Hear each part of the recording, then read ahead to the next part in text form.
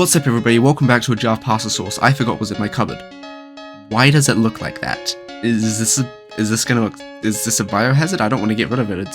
So today I wanted to talk about the most oppressed group of people, gamers. A lot of the time I hear about how the gaming industry sucks nowadays and how it's all just slop and it's all just, you know, wokeism, yada yada yada, Biden, pronouns, blue hair, who gives a fuck? I don't care about that shit. I have never agreed with that. You see, I think that the gaming industry is the best it's ever been. I mean, paying $2 to reload your gun in Battlefield? Sign me up, I don't need money. You see, the most interesting thing to me about the industry is fantasizing and thinking about what games could be. What games I personally would like to see. I could go on about how every woman in the gaming industry should look like a sex doll, like the other dude bros, and I don't give a fuck about that. What I do give a fuck about is that I think every single game should have an option to turn every single male in a game into Leon S. Kennedy, and that should be required by law. Do not check my browser history. So today basically all I'm doing is I'm wanting to yap about games that don't exist that I personally want to see exist. Also, a quick disclaimer, I'm not a game dev. The only coding experience I have is Scratch back in year 7. So one of my favorite games of all time is a pretty bad game, that game being Mirror's Edge Catalyst. I could not tell you a single thing about the characters or a single thing about the story or anything to do with Mirror's Edge in general. And yeah, the cutscenes in Catalyst suck compared to the original 2D animated ones in the original Mirror's Edge game. I will always say this looks cooler than this. And for a 2016 game, even putting my mind back on when that came out, it still feels a bit dated. But there's just something about Mirror's Edge Catalyst that I really like. See, I've got a mega fear of heights, as most sane people do, okay? It's not the fear of heights I have, it's the fear of... Mirror's Edge is one of the games that fully, even though I know it's a video game and I'm still playing it, it gives me that fear of heights. I am terrified anytime I am playing that game and I'm up really high. It is scary to me. And back when the game came out, the gameplay was a bit dated, okay? The combat in Mirror's Edge Catalyst sucks, I'm not even gonna try to argue that. But what I think Mirror's Edge Catalyst really excels at is just the sections where it is very open and it just allows you to open up and unleash yourself and just kind of run. The open world movement is what keeps me playing the game. I don't care for the story or the side missions or anything. I just want to run, I want to have fun parkour, I want to do cool tricks over cool obstacles, and I think Mirror's Edge Catalyst gives me that pretty well. So what would I make for Mirror's Edge 3 if I was the director of this game? Firstly, more open world. My issue with Catalyst is there's a lot of points where you're pigeonholed into the same thing, and there's a few different routes, but ultimately, it's 2 routes. You do it once, you do it twice, you've done everything you can do with that route. You get pigeonholed into the routes that the game wants you, which is fine, obviously it's a game, you gotta do that. But then there's also sections of the open world that are a lot more flat and a lot more just empty, that have a lot of platforms and things that allow you to just create some fun routes. The grapple in Mirror's Edge Catalyst is really fun. Let me use it in more locations. Offer alternate routes around just using the grapple. Instead of going through a building, let me swing around the outside of it. And then the main thing that I have an issue with Catalyst is the combat. The combat's fun, but the enemies are stupid and the enemy variety is boring. See, in Catalyst you have man with stick, man with gun, man with shockwave, whatever the fuck these guys are doing. And honestly, it's not something that I hate, okay? You've got a limited enemy type variety, that makes sense, that's fair. But then the issue that I have is that the enemy AI is very dated. They can't really follow you, they stick into one very small specific area, and if you leave that, they kind of just watch you run away and then call in another squad. I would like for the enemies, instead of taking their turns, and once you leave their field, to actually pursue you, to work together to try and coordinate strike attacks, to keep you thinking in combat, instead of just going, the combat, it's fun, but it's just, a lot of it's just a directional movement and the enemy can't do anything. There is nothing in the game that just stops you from literally just constantly jumping and kicking at somebody, because there's no counter for that, even though the game is like, oh, you do moves too often, they're gonna learn that. No, I'm gonna just keep doing this non-stop the whole time. And then one thing I really wish would happen in a Mirror's Edge 3 if it happened was, in Mirror's Edge Catalyst, I don't know how you trigger them, but occasionally you get these really cool finishes that are cutscenes that take you out of Faith's POV and shows you the cool ass shit she's doing to take somebody down. What I would really like to see is a Doom-style glory kill mechanic, where if you press a certain button when an enemy is doing an animation, you press a certain button depending on where you look, you get a specific takedown animation against them. See, the main thing that I would look for in a Mirror's Edge, just better combat, more movement. I can take a bad story in a Mirror's Edge game, okay? I'm not playing it for the story, and honestly, I don't think there's many people who are playing it for the story. I'm playing for the movement, I'm playing for the flow of the combat, and also One thing that I think would be cool is infights and adrenaline system, allowing you to get more aggressive at the cost that once you're out of combat, you're gonna feel that, you're gonna take more damage, or you're staggered and you're slower and you can't do more stuff. Also, take the series away from DICE, they don't have a good track record. In fact, just take Mirror's Edge away from EA. They don't get it, okay? Another Toby Fox game. It's enough said. About the end of 2023, my friend AJ got me hooked on watching Doctor Who, and I think the thing that kept me watching the show, despite it objectively kind of getting worse, going through dips, I wanted silly space adventures when I started watching the show. I still am getting silly space adventures. Also, Space Babies is the best episode of the series ever. If you disagree, you're wrong, and you just don't understand how great it is. So, about a year before I started watching Doctor Who, me and some friends, if you're an old head of this channel, aka like 2 people, and you watch those old videos that are unlisted, here's the playlist, you can find them. Me and my friends played a game called Escape the Backrooms together, and you can probably kind of tell where I'm going with this. Each section of the game is a new location, a new monster, ooh, spooky, run from the monsters. A pitch for a Doctor Who game in the style of Escape the Backrooms could be fun.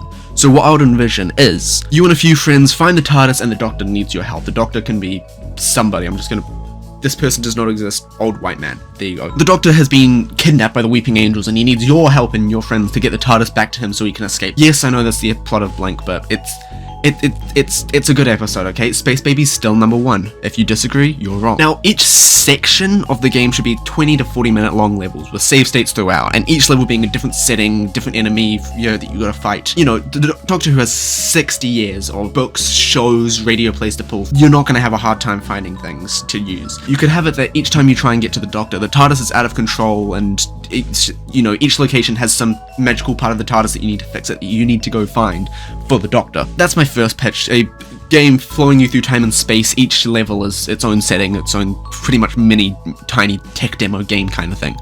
Now, here's my second pitch. You and your friends are a team at a unit facility where a ton of Doctor Who monsters have broken free, and it's about containing them and surviving. Yes, this is SCP Containment Breach with the coat of paint of Doctor Who, and yes, one of the most iconic Doctor Who monsters was inspired by arguably the most iconic SCP. Weeping Angels, SCP-096, they're the exact same thing. So that's kind of my idea.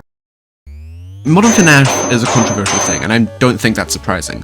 One camp really likes the new games because of the ideas it has, and the other camp doesn't like the games because it's not what Scott made, and even though Scott directs the new stuff, and I fall somewhere in the middle of these arguments. And like 99% of the FNAF fanbase, I haven't played a single FNAF game. That's okay, FNAF fans, you can admit it, you haven't played any of the games either, okay? I know you haven't. You just watched Markiplier play them, and that's okay. But you see, when I sat down and watched Markiplier playing Secret of the Mimic and Security Breach 2, something sort of clicked to me that I kind of just don't have an investment in the newest section of the FNAF games. Not the fact that I don't connect to the story, I think the story is kind of cool, but it's just kind of missing something that doesn't work for me. It's something that I don't think is as fun. Also, side note, if somebody can tell me what the Secret of the Mimic is, that would be appreciated. Because my running theory is still that the Mimic's just gay, and that's the whole theory. He's gay, isn't he? And you see, there's people out there who say that, oh, Modern FNAF is just Poppy Playtime, which is Bendy and the Ink Machine, which is inspired off FNAF, and blah blah blah blah blah. Who cares? Because that's just mascot horror in general nowadays. But here's what my pitch for a FNAF game would be. So, recently I've been playing a bunch of the Resident Evil is my favorite horror series of all time. I love it dearly because the fact that they are small locations that you are exploring through. So here's my pitch for a Resident Evil inspired FNAF game. Here's the story. In a small town in the 1990s or early 2000s, a cop is sent into an abandoned Fazbear warehouse after a few too many people have gone missing. He shows up with a warrant to enter because apparently there's people inside here still, but met with no response at the door. So he decides to do some investigating. I mean, the building seems abandoned after all. Entering through a window, the cop triggers some kind of alarm. The building enters lockdown mode. An electric door slams shut, trapping the cop inside. He needs to find the generator, turn it off to escape. After exploring the warehouse a little bit, it's discovered that the warehouse is owned by Afton Robotics, and through trying to find the generator to the building, he's stalked by an animatronic trying to kill him. Temporarily stop it is using a taser that you've got a limited amount of charges of that you need to find throughout the building to keep recharging it. And while exploring the building, you can discover optional documents about Afton's experiments or murders. The ending of the game could take you down into the sister location and explore the remnants of that. Obviously, these are all just a loose thought. This would just be my idea for a setting. I think being able to properly explore Circus Babies would be cool, connecting that to other Afton facilities because it's connected to the house and yada yada blah blah blah blah blah. Earlier this year, I read Sunrise on the Reaping. I'll show you the book, but I sent it to my mum, so I don't have it, so I just have a sketchbook. Every single time I reread or rewatch a Hunger Games project, the one thought in my mind enters: ruin this series into the fucking ground. I want this to be franchised. I want 70 more books, 70 more movies. I don't care. I will keep consuming this slot. Now, here's what I'm going to say. I don't think that a Hunger Games story game would work. Who wants to play a game where you've got to go through a few hours of absolutely no combat? It's talky talk and it's yada yada yada, and you know, there's no combat, it's just talking and cutscenes, and this is not about Kojima. Kojima's the one exception, okay? But what I do think would work for a Hunger Games video game is a choose your own story game like The Walking Dead or Detroit Become Human.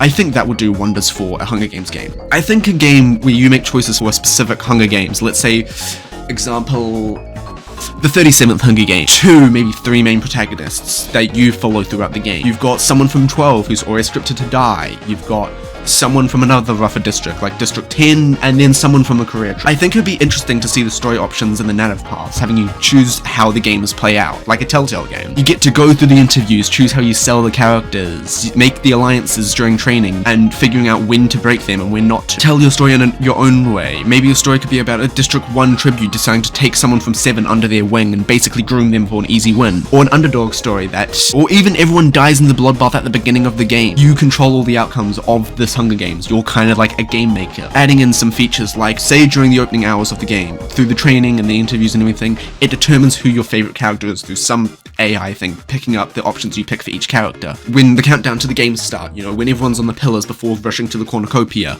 you're given the opportunity to control them in that section. You go too early, character explodes, they're dead, out of the story. Have them go off a bit too slow so they're behind everyone, so they get worse loot based on the character. You're right on the mark, you get the best loot along with all the other careers and everything. Giving you all these options throughout a Hunger Games story and how to tell the story yourself pretty much, and choosing who lives, who dies, who's going to be the winner.